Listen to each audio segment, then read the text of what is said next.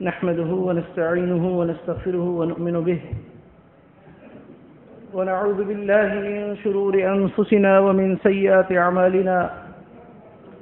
من يهده الله فلا مضل له ومن يضلله فلا هادي له وأشهد أن لا إله إلا الله وحده لا شريك له وأشهد أن محمدا عبده ورسوله أما بعد فأعوذ بالله من الشيطان الرجيم بسم الله الرحمن الرحيم قال الله تعالى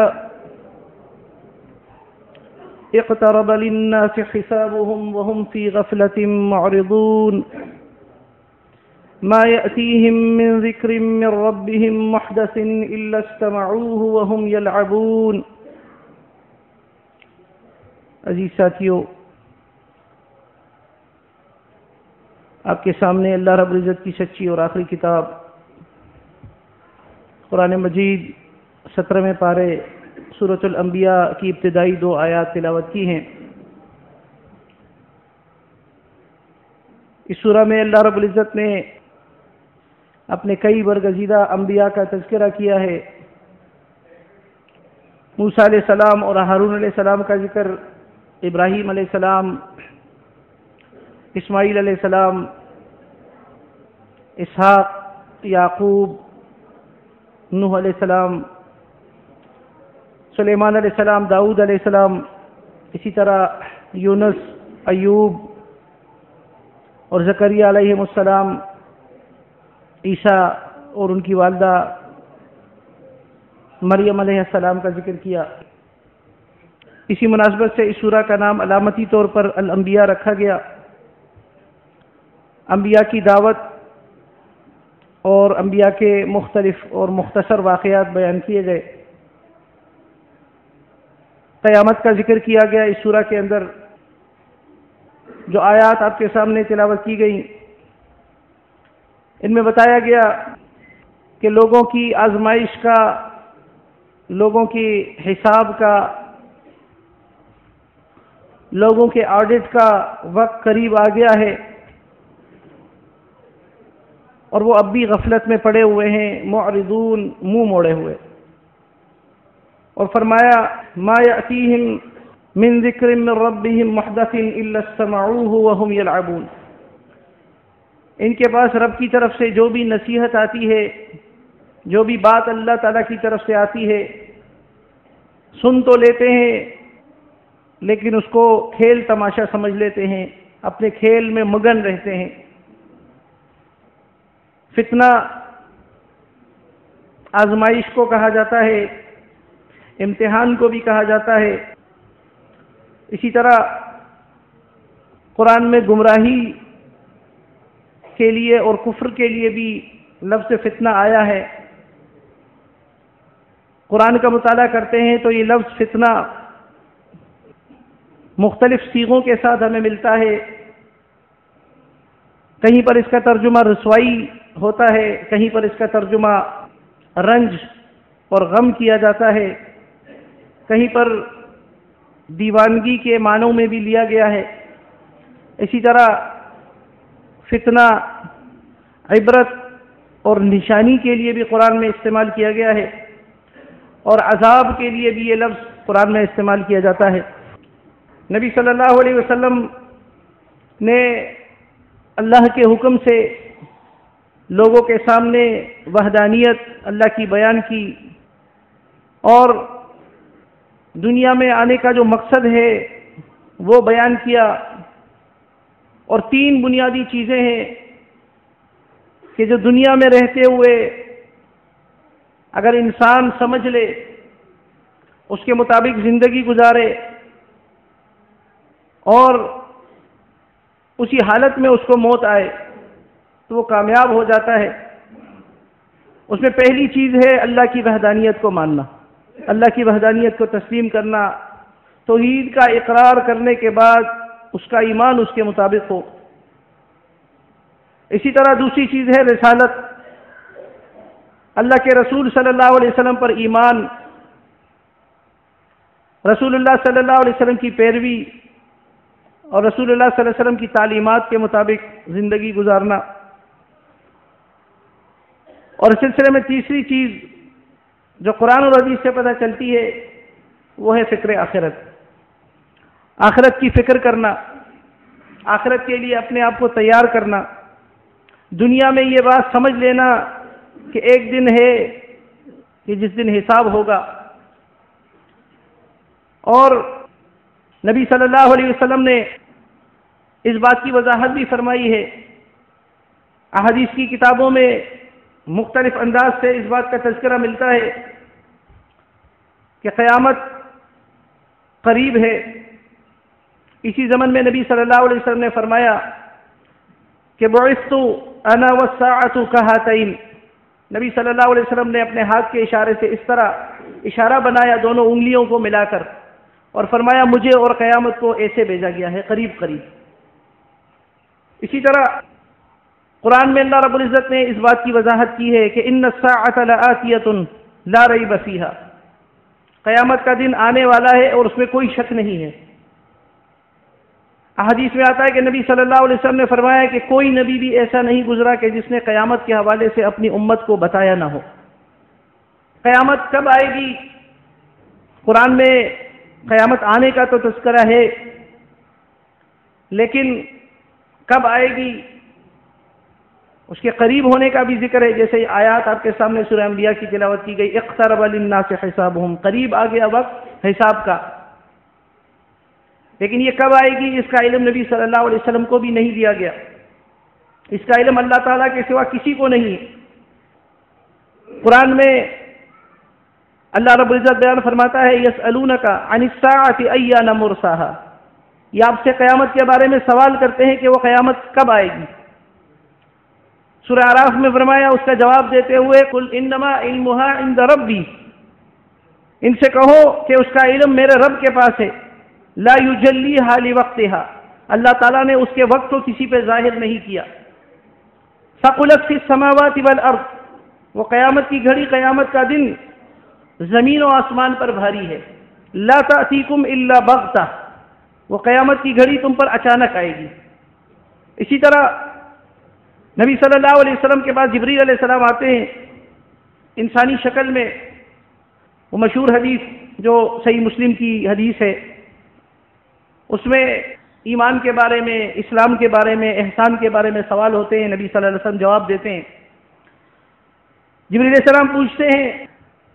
کہ قیامت کے بارے میں بتائیں، قیامت کب آئے گی؟ تو نبی صلی اللہ علیہ وسلم نے فرمایا کہ اس سلسلے میں سوال کرنے والے سے زیادہ جس سے سوال کیا جا رہا ہے وہ اس سے زیادہ نہیں جانتا۔ مل مسئول بعلم بها من السائل، کہ سوال کرنے والا اور جواب دینے والا اس سلسلے میں دونوں برابر ہیں۔ پھر نبی صلی اللہ علیہ وسلم نے فرمایا میں کچھ نشانیاں بتا دیتا ہوں اس کی، جو وحی کی روشنی میں، ظاہر سی بات ہے ہمارا ایمان ہے کہ رسول اللہ صلی اللہ علیہ وسلم نے جو بات بیان فرمائی ہے، جو تعلیمات دی ہیں، جو احکامات ہیں، وہ اللہ کے حکم سے ہیں۔ وما ينطق عن الهوى ان هو الا وحی یوحى،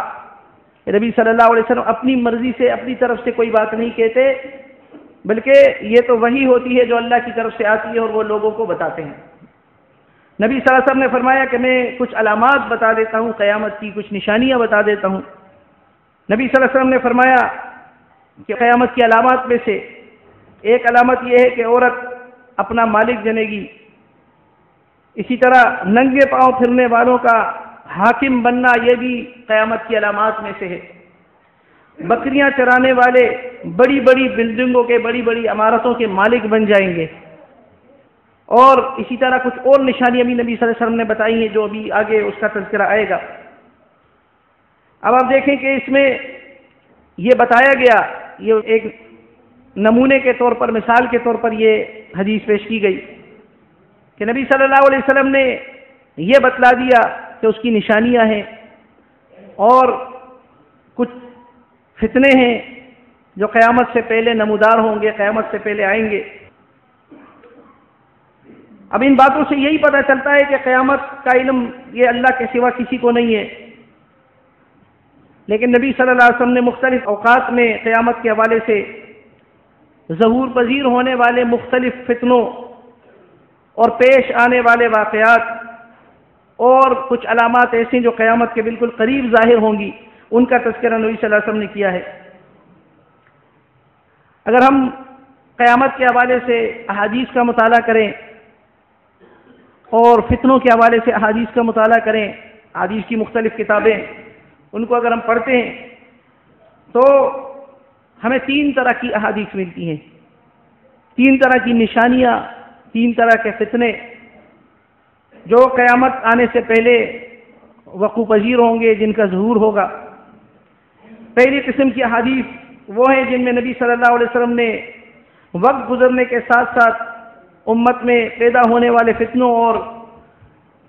گمراہیوں کا تذکرہ کیا ہے کہ جیسے جیسے دور گزرتا جائے گا تو کچھ فتنے پیدا ہوتے رہیں گے، گمراہیاں بڑھتی جائیں گی۔ مثال کے طور پر نبی صلی اللہ علیہ وسلم نے یہ فرمایا تھا کہ علم کا اٹھ جانا، علم دین کا اٹھ جانا، خالص علم کا ناپید ہو جانا، یہ بھی قیامت کی نشانی ہے۔ اور ساتھ میں یہ بھی فرمایا کہ دین کے حوالے سے جہالت عام ہو جائے گی۔ اسی طرح مثال کے طور پر یہ بھی کہ شراب بکثرت استعمال ہونے لگے گا اور بدکاری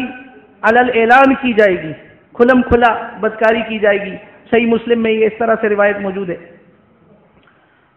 دوسری قسم ان احادیث کی ہے جن میں نبی صلی اللہ علیہ وسلم نے وقت گزرنے کے ساتھ ساتھ روئے زمین پر تبدیلیوں کا تذکرہ کیا ہے، یہ زمین میں تبدیلیاں پیدا ہوں گی، جیسے کہ سرزمین عرب کا زیادہ تر حصہ جو صحراؤں پر مشتمل ہے، اس کے بارے میں نبی صلی اللہ علیہ وسلم کا فرمان موجود ہے کہ یہاں پر چراگاہیں بن جائیں گی، یعنی سبزہ اگائے گا یہاں پر سرزمین عرب میں،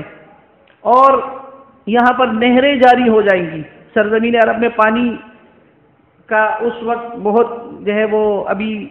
اگر آپ رپورٹ پڑھ لیں گزشتہ سالوں کا اور ابھی کا جو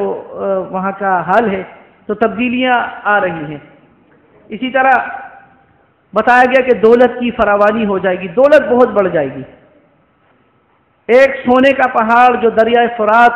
جو مشہور دریا ہے دریائے فرات، وہاں سے سونے کا پورا ایک پہاڑ نکل آئے گا، یہ بھی علامات قیامت میں سے ہیں۔ اسی طرح تیسری قسم کی احادیث جن میں قیامت کے بالکل قریب ہونے کا ذکر ملتا ہے، اس کے واقعات بیان کیے گئے ہیں۔ مثال کے طور پر دجال کا ظہور ہوگا، دجال ظاہر ہو جائے گا۔ عیسیٰ علیہ السلام کے نزول کا تذکرہ احادیث میں ملتا ہے۔ اسی طرح یاجوج اور ماجوج کا خروج، جس کا ذکر قرآن میں سورہ انبیاء ہی میں کیا گیا ہے۔ تو یہ اس طرح کے اور اس جیسے اور بھی بہت سارے علامات جو بالکل قیامت کے قریب نمودار ہوں گے، جو فتنے برپا ہوں گے۔ تو اس سلسلے میں یہ کہا جا سکتا ہے کہ کچھ ایسے ہیں کہ جو فتنے ہوں گے اور کچھ علامات، چھوٹی چھوٹی نشانیاں ہوں گی قیامت کے قریب آنے کی، اور پھر جو بڑی علامات جن کا قرآن میں تذکرہ کیا گیا ہے عیسیٰ علیہ السلام کے نزول کے حوالے سے، اسی طرح جو بھی بتایا گیا دجال کا ظاہر ہونا، یاجوج اور ماجوج کا نکلنا، اس کا ذکر سورہ انبیاء میں اللہ رب العزت بیان فرماتا ہے حتی اذا فتحت یاجوج وماجوج وهم من كل حدب ينسلون، کہ یہاں تک کہ یاجوج اور ماجوج ان کو کھول دیا جائے گا اور وہ ہر اونچی جگہ سے نیچی جگہ کی طرف آتے ہوں گے۔ اور اسی طرح فرمایا وَإِذَا وَقَعَ الْقَوْلُ عَلَيْهِمْ أَخْرَجْنَا لَهُمْ دَابَّةً مِّنَ الْأَرْضِ تُكَلِّمُهُمْ، کہ جب قیامت کا وقت قریب آئے گا، ان کا معاملہ واقع ہو جائے گا قیامت کا، تو فرمایا ہم زمین سے ایک جانور نکال دیں گے، تُكَلِّمُهُمْ، جو جانور بات کرے گا، کلام کرے گا۔ کچھ ضعیف حدیث میں اس کی شکل کا بھی تذکرہ کیا گیا ہے، لیکن وہ حدیث بہت ضعیف ہیں۔ جیسے کچھ میں یہ کہا گیا کہ وہ انسانی شکل کا ہوگا، اس کے پیر جو ہے وہ بڑے کسی جانور کی طرح ہوں گے، ہاتھ ہوں گے اس کے بڑے بڑے، اور کچھ اس کے ہاتھ میں نشانیاں بھی ہوں گی، لیکن ان احادیث میں بتایا گیا جیسے کہ وہ ضعیف احادیث ہیں، تو زیادہ اس کا بیان کرنا یہاں مقصد نہیں ہے۔ بہرحال قرآن سے یہ ثابت ہے کہ ایک جانور زمین سے نکلے گا اور وہ بات کرے گا، اور بات بھی کیا کرے گا؟ تکلمہم ان الناس کانوا بآیاتنا لا یوقنون، لوگوں سے وہ بات کرے گا، اور بات کیا کرے گا کہ لوگ اللہ کی آیات پر یقین نہیں رکھتے، اللہ کی نشانیوں پر یقین نہیں رکھتے۔ تو یہ تین طرح کی جو ہے وہ علامات پائی جاتی ہے۔ اسی طرح نبی صلی اللہ علیہ وسلم کے مختلف فرامین ہیں، مختلف احادیث میں نبی صلی اللہ علیہ وسلم نے تذکرہ اس طرح کیا ہے کہ قیامت سے پہلے مختلف فتنے ظاہر ہوں گے، اور نبی صلی اللہ علیہ وسلم نے ان فتنوں سے امت کو باخبر بھی کر دیا، اور ساتھ میں ان فتنوں کی شدت کے بارے میں بھی بڑی وضاحت سے خبردار کیا ہے نبی صلی اللہ علیہ وسلم نے۔ چند مثال کے طور پر احادیث جو ہے وہ رکھنا چاہوں گا۔ نبی صلی اللہ علیہ وسلم نے فرمایا کہ میں آنے والے فتنوں کو تمہارے گھروں میں بارش کے قطروں کی طرح گرتا دیکھ رہا ہوں۔ بخاری کی یہ روایت ہے، صحیح بخاری کی، کہ بارش کے قطروں کی طرح فتنے تمہارے اوپر آئیں گے، فتنے ظاہر ہوں گے۔ بارش کے قطرے جس طرح جلدی جلدی آتے ہیں ایک کے بعد دوسرے قطرے، تو اس طرح فتنے برپا ہوں گے، پیدا ہوں گے۔ اسی طرح نبی صلی اللہ علیہ وسلم نے فرمایا، صحیح مسلم کی روایت ہے، کہ بعض فتنے گرمیوں کی آندھی کی طرح، جس طرح گرمیوں میں آندھی ہوتی ہے، بارش تیز و تند بارش، تیز بارش ہوتی ہے، اس طرح پیدا ہوں گے ایسے۔ اور جو کوئی چیز جو دین کے نام پر ہو، کسی چیز کو بھی وہ فتنے نہیں چھوڑیں گے، یعنی دین کو اس طرح ناپید کر دیں گے وہ فتنے، دین سے ایسے لوگ عاری ہو جائیں گے ان فتنوں کے اندر۔ اسی طرح بخاری کی روایت میں ہے کہ بعض فتنے ایسے شدید ہوں گے کہ ان کی طرف جھانکنے والا ان فتنوں میں مبتلا ہو جائے گا، یعنی غیر ارادی طور پر، کسی کا ارادہ نہ بھی ہو وہ کام کرنے کا، لیکن فتنے ایسے شدید ہوں گے، ایسے بڑے بڑے فتنے ہوں گے، اور اس طرح لوگ ان فتنوں کے اندر مائل ہونے والے ہوں گے کہ صرف جھانکنے والا اس طرف، وہ بھی اس کے اندر مبتلا ہو جائے گا ان فتنوں کے اندر۔ اسی طرح ابن ماجہ کی روایت میں ہے کہ بعض فتنے ایسے ہوں گے جن کے دروازوں پر آگ کی طرف بلانے والے کھڑے ہوں گے۔ یہ جو حدیث ہم مشہور حدیث پڑھتے رہتے ہیں حذیفہ بن یمان رضی اللہ عنہ کی، اس میں بھی اسی طرح کے الفاظ ہیں کہ آگ کی طرف بلانے والے لوگ کھڑے ہوں گے جو آگ کی طرف بلا رہے ہوں گے۔ اور اس کا خلاصہ بھی یہی ہے کہ ان فتنوں میں بھی مبتلا ہونے والا شخص جو ہے وہ جہنم کے اندر گر جائے گا، یعنی آگ کی طرف بلانے والا، جہنم کی طرف بلانے والا۔ اسی طرح ایسے فتنے کہ ایک شخص صبح مومن ہوگا اور شام کو رات کو کافر ہو جائے گا، اور اسی طرح رات کے وقت مومن ہوگا اور صبح کے وقت کافر ہو جائے گا، یعنی دین کو اس طرح سے کھیل تماشا بنا دیا جائے گا، دین اس طرح سے لوگوں کو سمجھ نہیں آئے گا کہ وہ صبح کو ایک بات کرے گا، شام کو دوسری بات کرے گا، شام کو ایک بات کرے گا، صبح دوسری بات کرے گا۔ ترمذی کی یہ روایت ہے۔ اسی طرح ترمذی میں یہ کہ بتایا گیا کہ لوگ دولت دنیا کے بدلے اپنا دین، اپنا ایمان بیچ ڈالیں گے، دنیا کی خاطر ایمان کو بیچ ڈالیں گے، دنیا کی خاطر ایمان کو چھوڑ دیں گے دنیا حاصل کرنے کے لیے۔ اور فرمایا کہ فتنوں کے دوران ایمان پر قائم رہنا اتنا مشکل ہوگا جتنا آگ کا انگارہ ہاتھ میں لینا مشکل ہو جاتا ہے۔ ایسے فتنے ہوں گے کہ اس کے اندر ایمان بچانا ایسے مشکل ہوگا، آپ اندازہ لگائے، تصور کریں کہ ایسا مشکل ہو جائے گا ایمان بچانا کہ آگ کا انگارہ جس طرح ہاتھ میں ہتھیلی میں لے کر کوئی کھڑا ہو سکتا ہے، یہ اس طرح سے فتنے بھی پیدا ہوں گے۔ اسی لیے نبی صلی اللہ علیہ وسلم نے فرمایا کہ ان السعید لمن جنب الفتن، کہ خوشبخت ہے وہ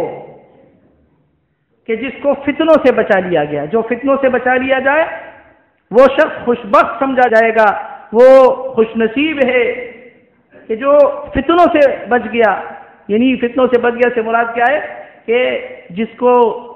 کا دین بچ گیا، جس کا ایمان بچ گیا، اور وہ فتنوں کی بھیڑ نہ چڑھا، پھر فتنوں میں مبتلا نہ ہوا، وہ بڑا خوش بخت ہے۔ دین و ایمان کے لیے اتنی شدید آزمائش بن کر آنے والے فتنوں کی تفصیل یہ بھی آپ کے سامنے بیان کی جائے گی۔ سب سے بڑا جو فتنہ ہے وہ ہے علم دین کا اڑ جانا، کہ قیامت کے قریب دین کا علم یہ اٹھ جائے گا، یعنی کتاب و سنت کا علم یہ اٹھ جائے گا۔ تو اس سے علم اٹھ جانے سے کیا مراد ہے کہ آج ہمارے سامنے اس دور میں کہ قرآن و سنت کی بات سننے کے لیے کوئی تیار نہیں ہے۔ اٹھ جانے سے یہ بھی مراد ہے کہ جتنی بھی بدعات اور خرافات، کفر و شرک ہوتا ہے، اس میں آپ قرآن اور حدیث پیش کر رہے ہیں، تو قرآن اور حدیث کے مقابلے میں کون سی باتیں آتی ہیں؟ علماء کی باتیں آتی ہیں، مشائخ کی باتیں آتی ہیں، اماموں کی باتیں آتی ہیں، مدرسوں کے فتوے پیش کیے جاتے ہیں، اور باپ دادا کا طریقہ پیش کیا جاتا ہے۔ تو یہ بھی اس سے ایک مراد ہے۔ یہ صحیح مسلم کی روایت میں یہ بات ملتی ہے۔ تو آپ دیکھیں کہ اگر دین کا علم اٹھ گیا، دین کا علم، اگر صحیح علم دین کا وہ ہاتھ نہ آئے، وہ کسی کو نہ ملے، تو اس کی وجہ سے بھی آپ دیکھیں بہت سارے فتنے پیدا ہوتے ہیں۔ یعنی اس دین کے علم کے اٹھ جانے کی وجہ سے، دین کا خالص علم نہ ملنے کی وجہ سے بہت سارے فتنے خود بخود پیدا ہو جاتے ہیں۔ جیسے مثال کے طور پر اللہ کے ساتھ کفر و شرک سب سے بڑا۔ جب صحیح دین نہیں ملے گا، غیر اللہ کے نام کوئی نظر و نیاز ہوگی، کوئی بتانے والا نہیں ہوگا، فرقے بنیں گے، کوئی بتانے والا نہیں ہوگا، اللہ کے علاوہ دوسروں کو پکارا جائے گا، کوئی بتانے والا نہیں ہوگا، مردوں کو داتا، دستگیر، غوث اور مشکل کشا کہا جائے گا، کوئی سمجھانے والا سمجھائے گا نہیں، تو کتنا بڑا یہ فتنہ ہے۔ حالانکہ قرآن بھی موجود ہے، نظر و نیاز کے حوالے سے قرآن اور حدیث موجود ہے، غیر اللہ کو پکارنے کے حوالے سے قرآن اور حدیث موجود ہے، لیکن کوئی بتانے والا ہی نہیں ہوگا، کوئی بتانے کے لیے تیار ہی نہیں ہے۔ جن کا کام ہے بتانا، پیچھے ایک حدیث گزر چکی ہے فتنوں کے حوالے سے کہ دین کو بیچ دیں گے۔ جس کا کام ہے بتانا، اس نے تو دین کو بیچ دیا ہے۔ وہ جو صحیح دین تھا وہ تو اس نے بیچ دیا ہے، وہ اب کیسے بتائے گا؟ وہ نہیں بتائے گا۔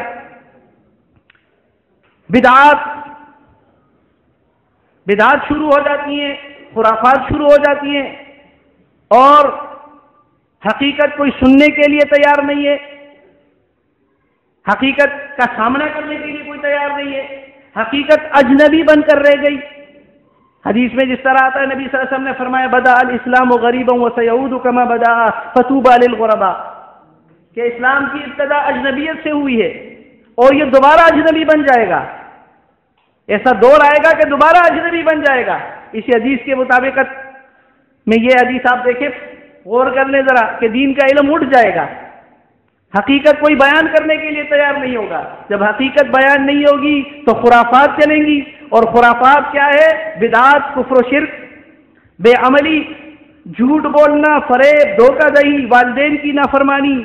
امانت میں خیانت کرنا، فحاشی اور بے حیائی، عریانی، قتل و غارت گری، قطع رحمی، یہود و نصارہ کی اتباع، یہ ساری باتیں پھر اسی طرح ظاہر ہوں گی جب حقیقت کوئی بیان نہیں کرے گا۔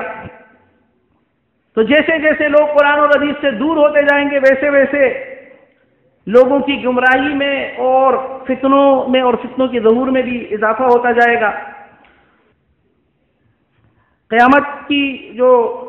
چھوٹی نشانیاں ہیں ان میں سے بعض تو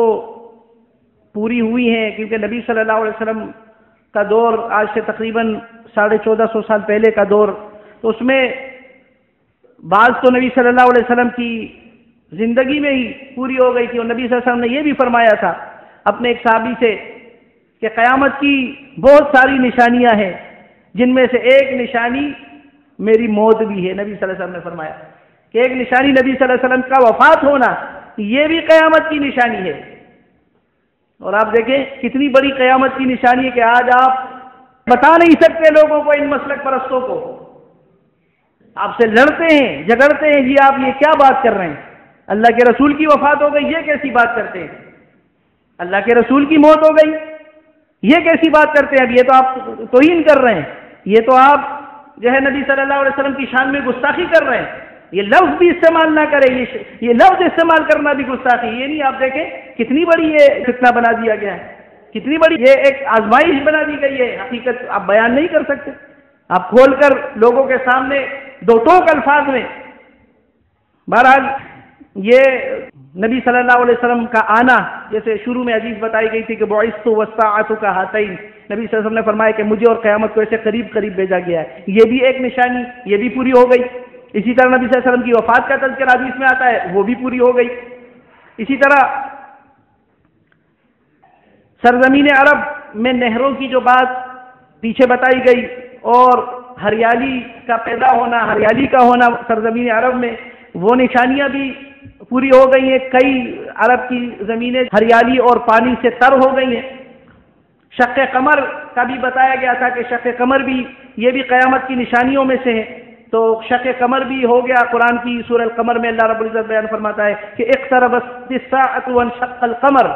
کہ قیامت کی گھڑی قریب آ گئی اور چاند دو ٹکڑے ہو گیا۔ مشرکین مکہ کی فرمائش پر چاند جو دو ٹکڑے ہو گیا تھا۔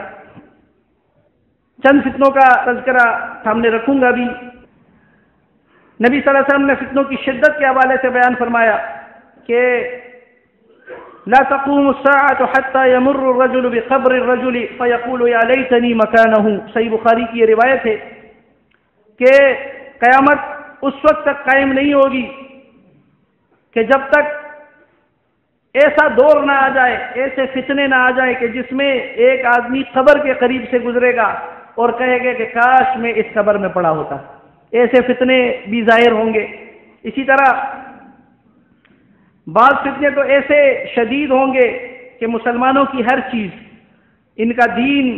ان کا ایمان، ان کی معاشرتی زندگی، ان کی تہذیب، ان کا تمدن، ان سب چیزوں کو وہ فتنے بہا لے جائیں گے۔ صحیح مسلم کی روایت ہے کتاب الفتن میں، عن حذیفہ رضی اللہ عنہ قال قال رسول اللہ صلی اللہ علیہ وسلم، کہ نبی صلی اللہ علیہ وسلم نے فرمایا وَهُوَ يَعُدُّ الْفِتَنَ مِنْهُنَّ ثَلَاثَةٌ لا يكدن يذرن شيئا ومنهن فتن كرياح الصيف منها صغار ومنها كبار۔ حذیفہ رضی اللہ عنہ بیان فرماتے ہیں کہ فتنے شمار کرتے ہوئے نبی صلی اللہ علیہ وسلم نے فرمایا کہ ان میں سے کچھ فتنے ایسے ہوں گے جو قریب قریب کسی بھی چیز کو نہیں چھوڑیں گے، ان میں سے بعض فتنے ایسے بھی ہوں گے جو گرمی کی آندھیوں کی طرح ہوں گے، ان میں سے کچھ چھوٹے ہوں گے اور کچھ بڑے فتنے ہوں گے۔ اسی طرح ایسا وقت بھی آئے گا کہ جیسے شروع میں بتایا گیا کہ فتنوں میں جھانکنے والا، فتنوں کی طرف دیکھنے والا، وہ بھی ان فتنوں کے اندر مبتلا ہو جائے گا۔ بخاری کی یہ روایت ہے کہ نبی صلی اللہ علیہ وسلم نے فرمایا ان قریب ایسے فتنے پیدا ہوں گے کہ بیٹھا ہوا کھڑے ہوئے شخص سے بہتر ہوگا، کھڑا ہوا شخص چلنے والے سے بہتر ہوگا، اور چلنے والا دوڑنے والے سے بہتر ہوگا۔ یعنی فتنے کو دیکھ کے ایک شخص اگر بیٹھا ہوا ہے تو وہ کھڑے شخص سے بہتر ہوگا، اور کھڑا ہوا شخص چلنے والے سے بہتر ہوگا، چلنے والا دوڑنے والے سے، اور جو شخص دور سے بھی ان فتنوں کی طرف جھانکے گا وہ ان میں مبتلا ہو جائے گا۔ اس وقت جو شخص جہاں کہیں بھی پناہ پائے وہ پناہ حاصل کر لے، یعنی ان فتنوں سے اپنے آپ کو بچائے۔ اسی طرح علم کے اٹھ جانے کے حوالے سے بات آ گئی ہے، صحیح بخاری کتاب الفتن باب ظہور الفتن میں علم کے حوالے سے یہ حدیث آتی ہے۔ اسی طرح مسند احمد میں بھی علم ہی کے حوالے سے اشراط الساعہ میں یہ حدیث آتی ہے۔ والدین کی نافرمانی یہ بھی فتنوں کے ظہور، قرب قیامت کی نشانی اور فتنوں میں سے ہے۔ یہ آپ کو ابن ماجہ میں کتاب الفتن باب اشراط الساعہ میں والدین کی نافرمانی کے حوالے سے جو ہے ملے گا۔ چند مثالیں فتنوں کی نام لے کر وہ پیش کرنا چاہتا ہوں تاکہ ہمارے ذہنوں میں آ جائے، اور حوالے بھی بتا رہا ہوں، اور بعد میں اگر کسی بھائی کو چاہیے تو وہ بھی بعد میں حوالے لے لیں، تاکہ جو ہماری اس وقت موجودہ صورتحال ہے اللہ تعالی ہمارے ایمان کی حفاظت فرمائے، اللہ تعالی ہمیں ان فتنوں سے نجات دلائے۔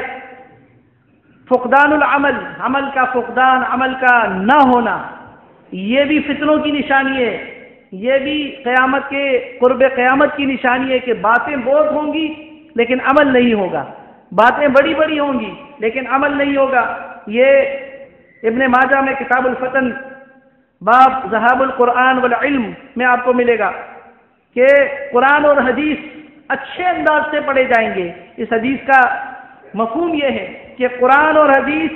اچھے انداز سے پڑھے بھی جائیں گے اور پڑھائے بھی جائیں گے، لیکن ان پر عمل جو ہے وہ صفر ہوگا،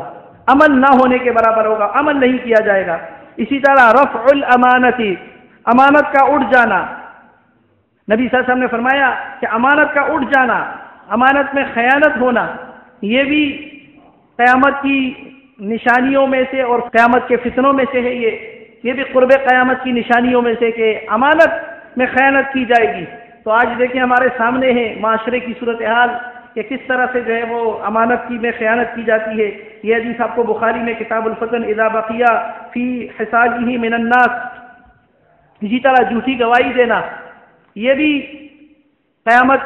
اور قرب قیامت کی جو ہے نشانیوں میں سے ہے۔ رواہ احمد، یہ جو حدیث مسند احمد میں آپ کو ملے گی اشراف الساعہ میں۔ اور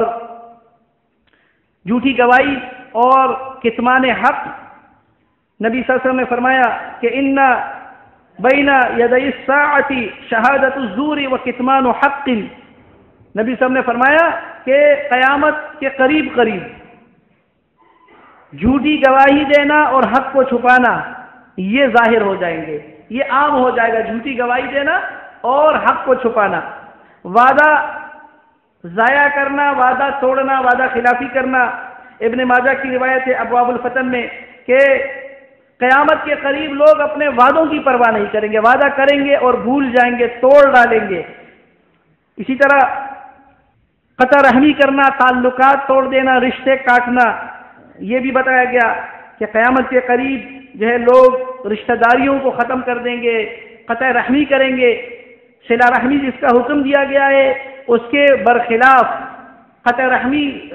کا جو ہے وہ معاشرہ آ جائے گا۔ اسی طرح الگ سے احادیث میں حق کو چھپانے کا تذکرہ بھی آیا ہے، جیسے شروع میں بتایا گیا کہ علم اٹھ جائے گا، حق کو چھپانا یہ بھی علم اٹھ جانے کی ایک نشانی ہے۔ اور اسی طرح ہمسایوں سے برا سلوک کرنا، قیامت کے قریب لوگ ہمسائے کے حقوق کی پرواہ نہیں کریں گے، یہ مفہوم ہے اس حدیث کا کہ یہ بھی ایک فتنہ ہے۔ خود غرضی، انسان خود غرض بن جائے گا، اپنی غرض کے لیے اگر کسی سے بات کرے گا تو بھی غرض کے لیے، سلام کرے گا تو بھی غرض کے لیے، کسی کے سامنے مسکرائے گا تو بھی کسی غرض کے لیے، اور کسی کے سامنے انکساری کرے گا تو بھی غرض کے لیے۔ اس حدیث کا مفہوم یہ ہے کہ خود غرضی انتہائی بڑھ جائے گی، اخلاقی اقدار کی پامالی، اخلاقی اقدار اس طرح سے ہو جائیں گے معاشرے کے اندر کہ معاشرے کے ذلیل لوگ، حدیث میں اسی طرح کے الفاظ آئے ہیں کہ معاشرے کے ذلیل لوگ، جو خاندانی ذلیل لوگ ہوا کرتے ہیں، جو اس طرح کے لوگ ہوا کرتے ہیں جن کی برائیاں دور دور تک مشہور ہوں، جن کی حدیث کے اندر اگر الفاظ پر ہم غور کریں گے تو لفظ کمینے کا آیا ہے کہ جن کی بد اخلاقی، جن کی اخلاقی بے قدری دور دور تک مشہور ہوگی، ایسے لوگ جو ہے وہ دنیا کے اندر عزت والے بن جائیں گے، لوگ ان کو سلام کریں گے، لوگ ان کی عزت کریں گے۔ ظاہر سی بات ہے ایسے لوگوں کی عزت کیوں کی جاتی ہے یہ ہم سب جانتے ہیں، ان کے پاس طاقت ہوتی ہے، ان کے پاس اقتدار کا نشہ ہوتا ہے، ان کے پاس دولت ہوتی ہے، ان کے پاس شہرت ہوتی ہے، کوئی عہدہ ہوتا ہے کسی سیٹ کی وجہ سے، تو ہوتے تو وہ بہت ہی اخلاقی لحاظ سے گرے ہوئے لوگ ہوتے ہیں، لیکن مال کی وجہ سے لوگ ان کو سلام کرتے ہیں، یا ہو سکتا ہے کہ وہ کسی علاقے کا وزیر ہو۔ جیسے آج ہم دیکھتے ہیں معاشرے کے اندر کہ کس طرح کے لوگ جو ہے وہ معاشرے کے اوپر چھائے ہوئے ہیں، کس طرح کے لوگ جو اللہ کے حدود کی نافرمانی کرنے والے ہیں، جو اللہ کے حدود کو توڑنے والے ہیں، جن کو اسلام سے کوئی غرض نہیں ہے، جن کو دین سے کوئی محبت نہیں ہے، ان کے ہاتھ میں باغ دوڑے لوگ ان کو مجبوراً سلام کرتے ہیں، پروٹوکول دینی پڑتی ہے، ان کے سامنے جو سلوٹ دینا پڑتا ہے، ان کو ان کے سامنے عزت سے سر جھکانا پڑتا ہے۔ تو نبی صاحب نے فرمایا یہ علامت ہے، یہ بھی ایک فتنہ ہے قیامت سے پہلے یہ بھی امر بالمعروف اور نہی عن المنکر، یہ کام ترک ہو جائے گا، چھوڑ دیا جائے گا۔ جی اپنے عقیدے کو چھوڑو نہیں اور دوسرے کے عقیدے کو چھیڑو نہیں، یہ بھی قیامت کے فتنوں میں سے ہے، نبی صلی اللہ علیہ وسلم نے فرمایا۔ اور ابن ماجہ کی یہ روایت ہے ابواب الفتن میں کہ نیکی کی طرف بلانا اور برائی سے روکنا یہ کام ترک کر دیا جائے گا، یہ چھوڑ دیا جائے گا۔ بوڑھوں کا جوانوں سے مشابہت اختیار کرنا. خضاب یہ ہمارے سامنے، یہ نبی صلی اللہ علیہ وسلم نے پہلے بتا دیا تھا. یا دیکھیں نئے نئے طریقوں سے، حالانکہ رنگنے کا ذکر آتا ہے، سنت ہے، حکم ہے نبی صلی اللہ علیہ وسلم کا، لیکن جس کو منع کیا گیا ہے اسی کا نبی صلی اللہ علیہ وسلم نے یہاں تذکرہ فرمایا ہے. یہ ابو داؤد کی روایت ہے کہ بوڑھے جو ہیں وہ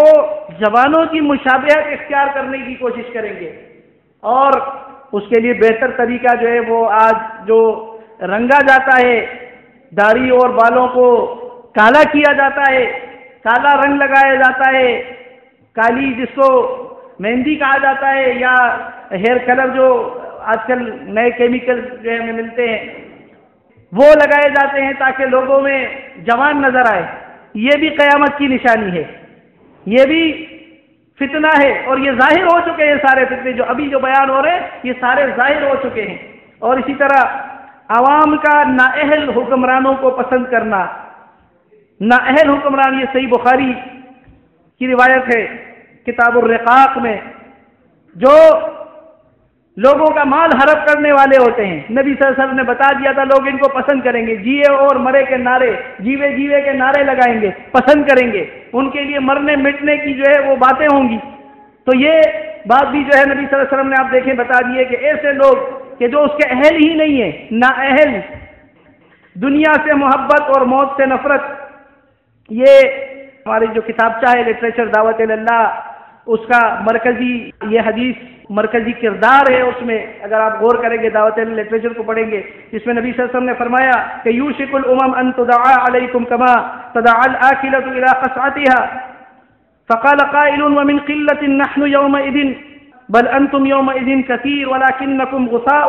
كغثاء السيل ولينزعن الله من صدور عدوكم المهابة منكم وليقذفن الله في قلوبكم الوهن فقال قائل يا رسول الله وما الوهن قال حب الدنيا وكراهية الموت. یہ نبی صلی اللہ علیہ وسلم نے فرمایا کہ عنقریب یہ کافر امتیں تمہارے اوپر چڑھ دوڑنے کے لیے ایسے ایک دوسرے کو بلائیں گی جس طرح کھانے والے ایک دوسرے کو دسترخوان کی طرف بلاتے ہیں. اب آپ دیکھیں کہ یہ بات کس طرح سے آج ثابت ہو رہی ہے کہ کس طرح سے یہود اور نصارہ اور ہندو سارے مختلف طریقوں سے ملتے ہیں، مختلف انداز سے ان نام نہاد کلمہ پڑھنے والوں کو دباتے ہیں، ان کو پریشان کرتے ہیں، ان کی معاشی تنگی میں ان کا کردار ہے. نبی صلی اللہ علیہ وسلم نے فرمایا